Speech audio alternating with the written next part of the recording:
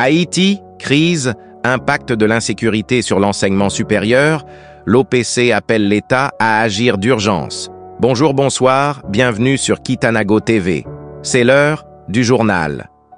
Dans une correspondance adressée au Premier ministre Gary Conille, l'Office de la protection du citoyen, OPC, explique les impacts de l'insécurité sur le droit à l'éducation, en général, en Haïti, et ses conséquences désastreuses sur des érudits de l'Université d'État d'Haïti, UEH, en particulier. La situation actuelle requiert des mesures urgentes au niveau du pouvoir central en vue de faciliter la continuité des activités de l'enseignement supérieur qui constituent une voie incontournable vers le développement durable, l'épanouissement personnel et les transformations économiques, technologiques et sociales. En effet, lors des assauts armés perpétrés au centre-ville de Port-au-Prince, diverses facultés de l'Université d'État d'Haïti, UEH, ont été violemment attaquées. Selon le bilan dressé par le recteur de l'UEH, le professeur Fritz de Somme, les pertes enregistrées sont considérables. Parmi les structures vandalisées figurent la faculté d'agronomie et de médecine vétérinaire, la faculté des sciences, la faculté de médecine et de pharmacie, la faculté de droit et des sciences économiques, l'école normale supérieure, l'école nationale des arts. Toutes ces entités ont été saccagées par des bandits armés qui contrôlent, en grande partie, l'aire métropolitaine, rendant impossible l'accès des étudiants aux salles de classe. Face à cette triste réalité, tandis qu'un nombre inestimable d'étudiants a fait le choix de se réfugier dans d'autres régions du pays pour fuir la violence des gangs, d'autres décident de poursuivre leurs études à Port-au-Prince malgré la précarité des conditions. Parallèlement, personne n'est en mesure d'inventorier avec précision la quantité de jeunes universitaires qui ont tout simplement quitté le pays en raison du désespoir au sujet du rétablissement de la sécurité et de bien d'autres facteurs dans l'indifférence de certaines autorités étatiques.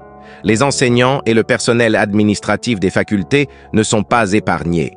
Cette situation a même provoqué une baisse considérable au niveau des inscriptions et met également en péril la qualité de l'enseignement supérieur.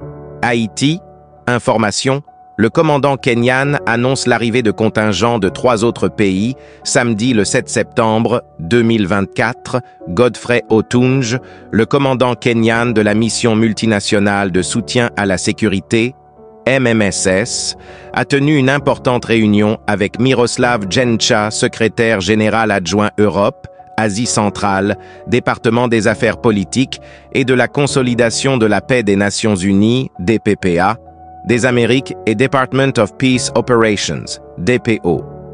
Djencha était accompagné d'Ulrika Richardson, représentante spéciale adjointe du secrétaire général auprès du Bureau intégré des Nations Unies en Haïti, BINUSH, Jean Charard et Lucas Fuld, délégués de l'ONU, Alexander Tadion, assistant spécial, BINUSH, et Papa Samba Mbodj, chef de la composante police, D1, BINUSH.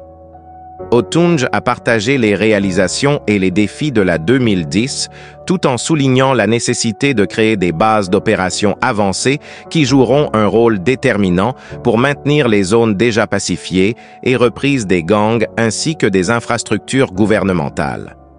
Otunge a souligné la bonne collaboration entre la mission et le BINUH et a appelé à des engagements et à une coopération continue.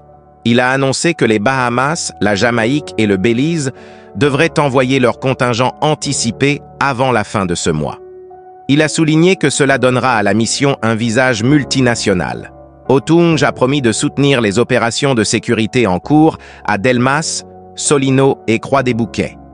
Il a souligné que les chefs de gang n'auront nulle part où se cacher à moins qu'ils ne déposent leurs armes et se rendent au gouvernement où ils devraient s'attendre à être accusés. On termine avec les informations. Rendez-vous demain sur la même chaîne.